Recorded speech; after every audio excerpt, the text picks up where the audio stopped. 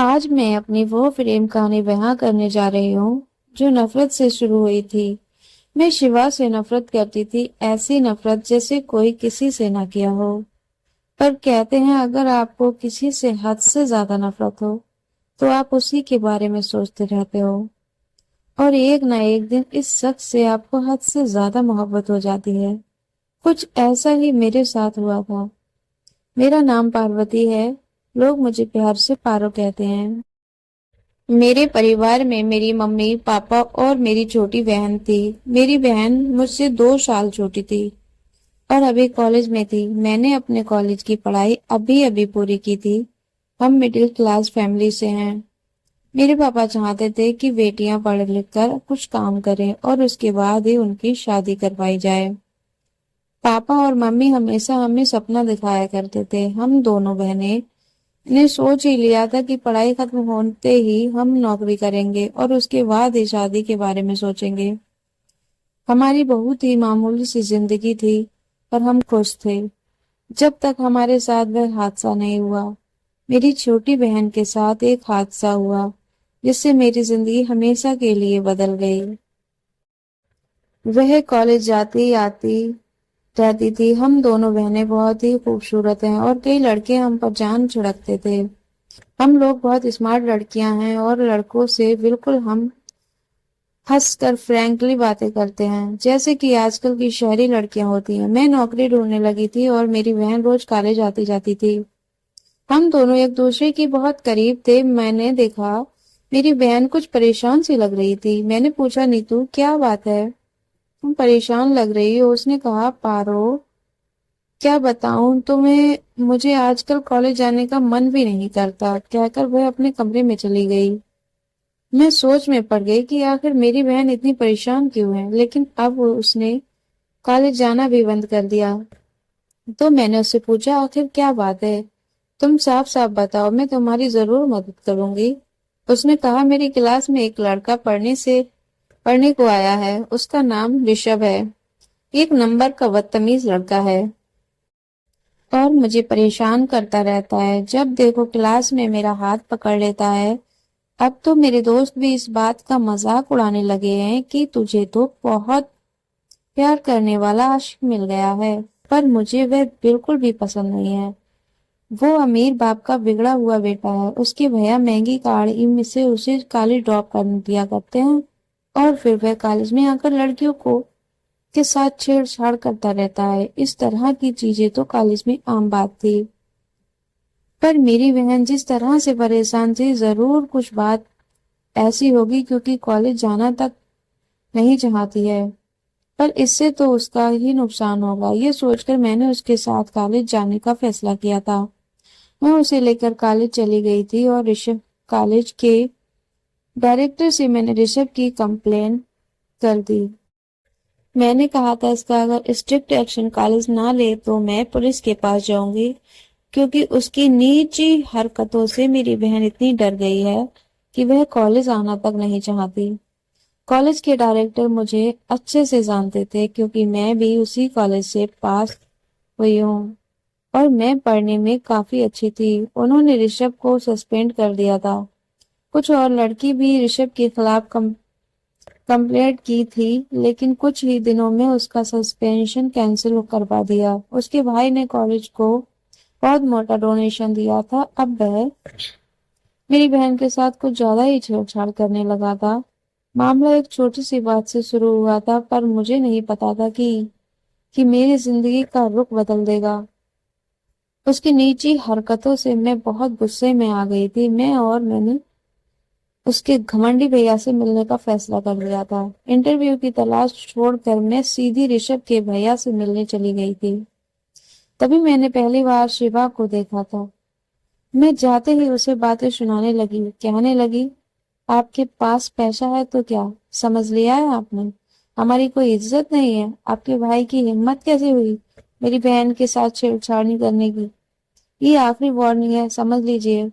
اب میں پولیس کو انوالو کروں گی۔ میں آپ کے بھائی کی زندگی خراب نہیں کرنا چاہتی، اسی لیے میں پولیس کے پاس نہیں جا رہی ہوں۔ وہ غور سے میری باتیں سننے لگا تھا۔ اس کے بعد کہا، تمہیں شاید کوئی غلط فہمی ہوئی ہے، شاید تمہاری بہن ہی میرے بھائی کے پیچھے پڑی ہوئی ہے، کیونکہ ہم امیر لوگ ہیں تو لڑکیاں ہمیں پھنسانے کی کوشش کرتی رہتی ہیں، اور اگر تم پولیس کے پاس گئی تو تمہاری بہن پر الٹا کیس ڈال دوں گا۔ کالج میں آ کر دھندا کرتی ہے اور امیر لڑکوں کو پھنساتی ہے۔ اس کی بات سن کر مجھے اتنا غصہ آیا کہ میں نے اسے تھپڑ مارنے کے لیے ہاتھ اٹھایا، پر اس نے جھٹ سے میرا ہاتھ پکڑ لیا۔ وہ پہلی بار اس نے مجھے چھوا تھا۔ اس کا ہاتھ بے حد مضبوط تھا اور غصے سے اس نے میرا ہاتھ مروڑ دیا۔ میرا ہاتھ میں درد ہونے لگا تھا اور میں غصے سے اسے چھڑانے لگی تھی۔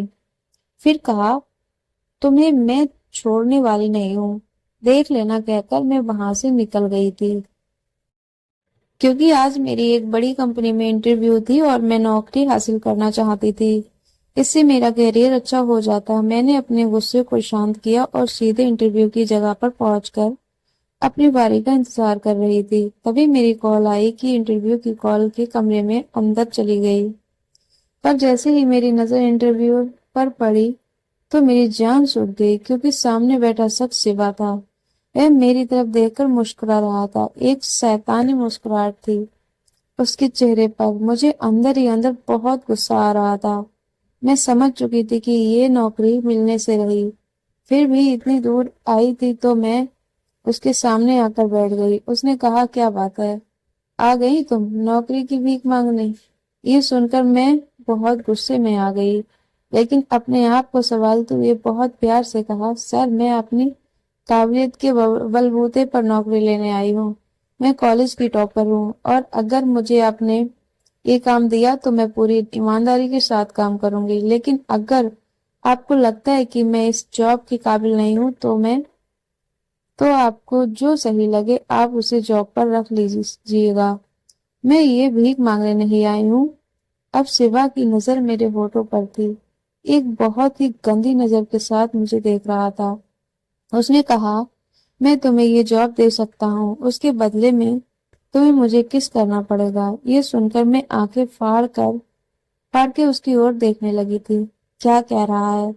مجھے لگا بس میری انسلٹ ہی کرے گا۔ یہ سوچ کر میں وہاں سے اٹھ کر جانے لگی تھی۔ اس نے بنا کچھ بولے یا جواب دیے تبھی شیوا میرے قریب آ گیا، میرا ہاتھ پکڑ لیا۔ جیسے ہی اس نے میرا ہاتھ پکڑا میں کافی گھبرا گئی، میری سانسیں تیز ہو گئی تھی۔ اس نے جھٹ سے میرا ہاتھ چھوڑ دیا، کہا، آئی ایم سوری، میں رسب سے بات کر کے یہ معاملہ سلجھانے کی کوشش کروں گا تاکہ تمہاری بہن کو کوئی تکلیف نہ ہو۔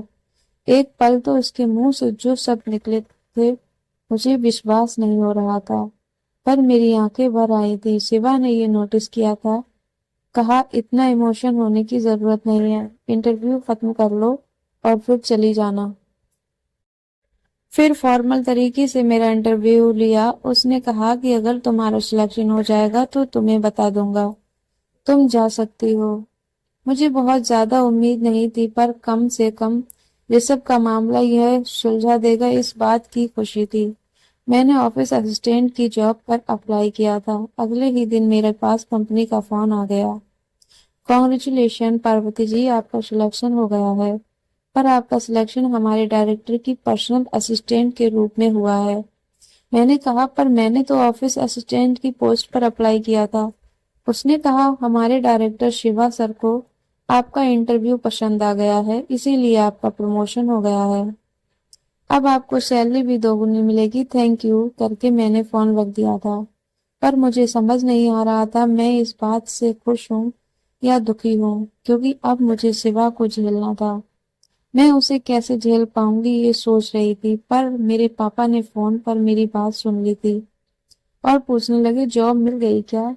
میں ان سے جھوٹ کیسے بولتی؟ میں نے کہا، سنگھانیہ انڈسٹری میں مجھے ڈائریکٹر کے پی اے کی جاب ملا ہے اور میری سیلری 70,000 ہے۔ میرے پاپا تو یہ بات سن کر خوش ہو گئے تھے۔ اب ترنت میرے گھر والے سیلیبریٹ بھی کرنا شروع کر دیا تھا۔ میری بہن تو مجھ سے لپٹ گئی تھی اور کہنے لگی، دیدی تمہاری پہلی سیلری میں مجھے موبائل گفٹ کرنا۔ جاب ملا نہیں کہ وہ آن لائن موبائل بھی دیکھنے لگی، لیکن میری اندر کی گھبراہٹ میں ہی سمجھ سکتی تھی، اگلے دن سے ہی جاب جوائننگ تھی تو میں صبح اپنے ٹائم سے وہاں پہنچ گئی۔ شیوا کے کمرے میں جا کر میں نے اسے گڈ مارننگ کہا تو اس نے کہا تم لیٹ ہو۔ میں نے کہا سر میں تو ٹائم سے ہی آئی ہوں۔ اس نے کہا اپنی گھڑی دیکھو۔ میں نے دیکھا 10:01 ہو رہے تھے، بس 1 منٹ لیٹ کمرے میں آئی ہوں۔ وہ میری طرف غصے سے دیکھنے لگے اور کہنے لگے مجھے لیٹ آنے والے لوگ بالکل پسند نہیں ہیں۔ میں نے کہا سوری سر، میں 1 منٹ لیٹ ہو گئی، کل سے صحیح سمے پر آؤں گی۔ میں سمجھ چکی تھی مجھے نیچے دکھانے کا ایک بھی موقع نہیں چھوڑے گا۔ شیوا نے مجھے اپنا کام سمجھا دیا تھا۔ جب بھی میں کمپیوٹر میں کچھ کام کرتی تو وہ پوچھنے کے بہانے میرے پاس آ جاتا ہے اور میرا ہاتھ پکڑ کر ماؤس لے کر کچھ نہ کچھ کرتا رہتا ہے۔ اپنا سر بالکل میرے کندھے کے پاس لے کر آ جاتا تھا۔ اس کی حرکت سے میری بالکل جان نکل جاتی تھی اور شیوا اس بات کا مزہ لیتا تھا۔ کبھی میرے کندھے اور پیٹھ پر بھی ہاتھ رکھ دیتا تھا۔ مجھے ایک عجیب سا احساس ہونے لگتا تھا۔ جب بھی مجھ سے بات کرتا تھا اس کی نظر میرے ہونٹوں پر رہتی تھی۔ یہاں کام کرنا میرے لیے بہت مشکل تھا۔ ایک دن شیوا موڈ میں لگ رہا تھا تو میں نے کہا مجھے تم سے کچھ بات کرنی ہے۔ شیوا میری طرف دیکھنے لگا تو میں نے کہا میں اس دن کے لیے تم سے معافی مانگنا چاہتی ہوں۔ تمہارے بھائی کی غلطی کے لیے میں نے تمہیں بھلا برا سنایا دیا تھا۔ تم اس بات کو بھول جاؤ اور ہمارے بیچ میں کوئی دشمنی مت رکھو۔ میں گندی سی مسکراہٹ دینے لگا اور کہنے لگا تمہیں ایسا کیوں لگ رہا ہے کہ ہمارے بیچ میں دشمنی ہے؟ میں نے کہا مجھے کچھ صحیح نہیں لگتا۔ اس نے کہا بیٹھو اور پھر میرے پیچھے آ کر کھڑا ہو گیا۔ میرے دونوں کندھوں پہ اپنے ہاتھ رکھ دیے اور اپنا سر میرے ایک دم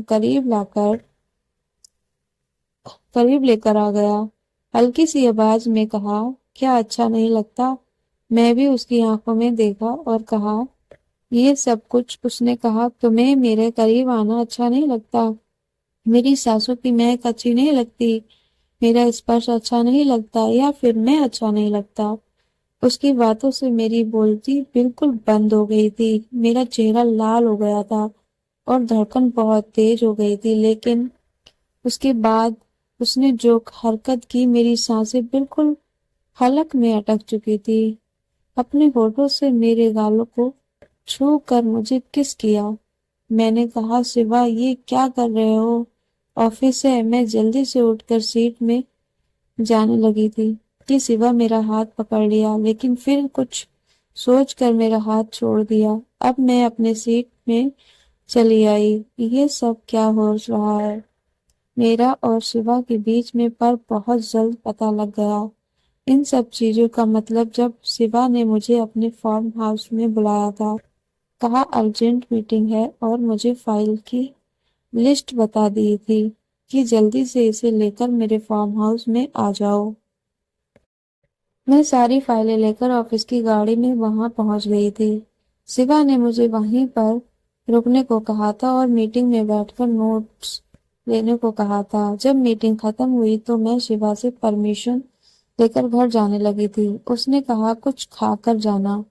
شیوا شراب کے نشے میں تھا اور کلائنٹ کے ساتھ پی رہا تھا۔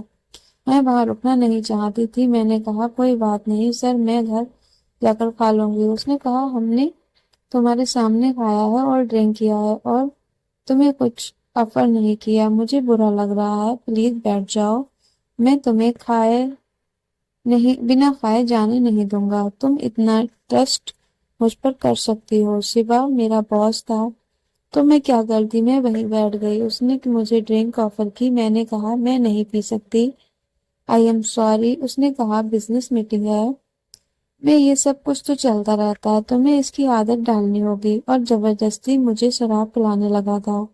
مجھے ایک انہونی کا ڈر لگ رہا تھا، وہ خود بھی پیے جا رہا تھا اور پھر وہ پل آ گیا تھا، اس کے سر پر شیطان حاوی ہو گیا تھا۔ وہ میرے بالکل قریب آ گیا اور مجھے چومنے لگا تھا۔ اس نے کہا میں تمہارے ہونٹوں کو کب سے دیکھ رہا ہوں، آج اس کا رس پیے بنا میں تمہیں نہیں چھوڑوں گا۔ وہ مجھے بے تحاشا چومنے لگا تھا۔ میں بھی شراب کے نشے میں تھی، لیکن پھر بھی یہ सब कुछ नहीं चाहती थी। मैंने कहा शिवा रुक जाओ, मैं तुम्हारी असिस्टेंट हूँ, तुम मेरे बॉस हो। ये सब नहीं हो सकता हमारे बीच, प्लीज मुझे छोड़ दो। उसने कहा क्यों नहीं हो सकता, असिस्टेंट और बॉस को पूरे तरीके से एक दूसरे को जानना चाहिए, और ये तरीका है कि हम पूरे तरीके से एक दूसरे को जान सकते हैं। फिर मैं उसे रोकने लगी थी, मेरी आंखों से आंसू आ गए थे और मैं उससे विनती करने लगी थी, भगवान के लिए मुझे छोड़ दो। मैं ऐसी लड़की नहीं हूँ, मैंने ये सब कुछ अभी कभी नहीं किया। मैं पवित्र हूँ और मुझे अपवित्र मत करो, मैं बदनाम हो जाऊंगी, मुझे छोड़ दो। उसने कहा मैं इस हालत में नहीं हूँ कि तुम्हें छोड़ सकूं, छोड़ नहीं पाऊंगा, तुम मेरी हो, आज की रात खुद को नहीं रोक पाऊंगा। मैंने कहा फिर मेरी मांग भर दो, अभी की अभी। उसने कहा नहीं कर सकता हूँ तुमसे शादी, मैं करोड़पति हूँ, तुम आम घर की लड़की हो, मैं आसमान हूँ, तुम जमीन हो, हम दोनों का कोई मेल नहीं है। तुम्हें कुछ नहीं होगा, मैं वादा करता हूँ, मैं पूरी सावधानी के साथ करूंगा और किसी को कानो कान खबर भी नहीं होगी, तुम्हें बदनाम नहीं होने दूंगा, वादा करता हूँ। मुझे उस पर गुस्सा आने लगा था, अगर उसके जज्बात इतने ही का बेकाबू हो रहे हैं तो मुझसे शादी से इनकार क्यों कर रहा है। मैंने कहा शिवा हमारे में ऐसा नहीं चलता, प्लीज, ये पाप है। तुम्हारे पास दौलत है और मेरे पास इज्जत है। वह नहीं माना और ना जाने कौन से पल थे उसने मेरे सपनों को चकनाचूर कर दिया था। उसने मेरी जिंदगी को रौंद दिया। पूरी रात वह मेरे साथ, मेरी आंखों के आंसू को उसने परवाह नहीं की थी। मेरी लाख मिन्नतों का उस पर कोई असर नहीं हुआ। कहीं नहीं रुका, नहीं मानो सुबह उठकर मैं अपने घर आ गई थी, पर मेरा सब कुछ खत्म हो गया था, मेरे जीने की उम्मीद भी खत्म हो गई थी। ये उसने मेरे साथ क्या कर दिया था, आखिर मेरा कसूर क्या था। उसने इस बात को का तो बदला नहीं लिया कि मैंने उसे उसके भाई के बारे में भला बुरा सुनाया था। मैं सोच सोच कर बहुत रो रही थी। मेरी बहन मेरे पास आ गई थी और मैंने उसे सारी बातें बता दी थी। हम दोनों के बीच में कुछ भी छुपा नहीं रहता था। उसने कहा पारो तुम नौकरी छोड़ दो और दूसरी नौकरी ढूंढ लो, मत जाओ उस जालिम इंसान के पास दोबारा। मैंने अपने मोबाइल से ही रेजिग्नेशन लेटर टाइप करके शिवा को भेज दिया था। मेरे अंदर जो तकलीफ हो रही थी उसे कैसे दूर करूं। मैं शिवा पर भरोसा करती थी, उसे अच्छा इंसान समझती थी। शायद गलती मेरी थी, शायद मैं रात में उसे ठीक से समझ नहीं पाई थी, क्योंकि मैं भी नशे में थी। मेरी ना को उसने हाँ समझ लिया था। मैं अपने आप को ही कोसने लगी थी, लेकिन मुझे उससे बाहर निकलना था। मैं अपने लिए दोबारा जॉब ढूंढने लगी थी और एक जगह मुझे जॉब मिल गई थी, पर उसने मुझे पहले कंपनी से एक्सपीरियंस सर्टिफिकेट जमा करने को कहा था, जो कि मेरे पास नहीं था। मजबूरी में मुझे फिर से सिंघाने इंडस्ट्री जाना पड़ा। सुबह मीटिंग में बिजी था तो मैं बैठकर उसका इंतजार कर रही थी। मीटिंग खत्म करके शिवा अपने कमरे में आ ही रहा था तो उसकी नजर मुझ पर पड़ गई। उसने मुझे अंदर बुला लिया, कहा क्या बात है, क्या चाहती हो तुम। मैं उससे नजरें नहीं मिला पा रही थी। उसको देखकर मुझे उस रात की बातें याद आ गईं और मेरी आंखों में आंसू आ गए थे। किसी तरीके से मैंने आंसू पोंछकर कहा सर मुझसे एक्सपीरियंस सर्टिफिकेट चाहिए। शिवा कुछ नहीं बोल रहा था, वहीं बैठे बैठे मुझे देख रहा था और मैं रो रही थी। आज मेरे आंसू रुकने का नाम ही नहीं ले रहे थे। शिवा ने कहा उस रात जो कुछ भी हुआ था, मैंने उसकी बात को काटते हुए कहा इसमें मेरी ही गलती है, मैं ही जिम्मेदार हूँ, मैं आपको ठीक से ना ही नहीं कर पाई थी। शिवा कुछ भी नहीं कह रहा था, वही बैठा हुआ था, बस मुझे देखे जा रहा था। मैंने उसकी तरफ देखा और पूछा क्या आप मुझे एक्सपीरियंस सर्टिफिकेट देंगे। शिवा ने कहा मैं बहक गया था, पहली नजर में ही तुमसे प्यार कर बैठा था, जब तुम अपनी बहन के बारे में मुझसे झगड़ा करने के लिए आई थी। न जाने किस बुरी घड़ी में मैं तुम्हारे साथ वह गलत काम कर बैठा, शायद वह इसलिए क्योंकि हम दोनों एक दूसरे के लिए बने हों, शायद।